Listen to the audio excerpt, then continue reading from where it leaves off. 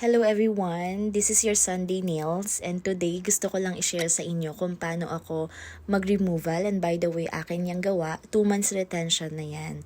So kung hindi pa siya magva-volleyball, hindi niya ipapatanggal yung kanyang nails, 'di ba? Ang taray. Yan yung process ng aking pagre-remove and also paglilinis ng nails. By the way, ikwento ko lang din sa inyo kung paano ako nag-start dito sa aking kuko na ito. Hindi ko talaga to full-time na ginagawa. Sideline parang ganun. Kasi meron talaga akong trabaho sa mga nakakilala sa akin dyan. And bigla ko na lang naisip na gusto ko may maiba naman. So nag-start akong mag-nails since gusto ko naman sana para sa sarili ko.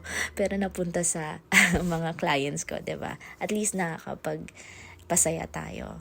Yes. And at the same time, nag-enjoy at kumikita ng pera. Why not? Day off ko lang ito ginagawa every Sunday. Kaya tinawag ko siyang Sunday Nails. So, napaka-productive ng mami nyo.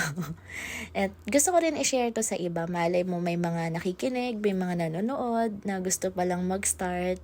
Pwede kayong mag-ask. Open tayo for any questions. Open tayo for any feedback. Siyempre, willing din tayong improve sa field na to, 'di ba? Why not? So tingnan naman, napakaganda naman ng result. Yun lang, bye!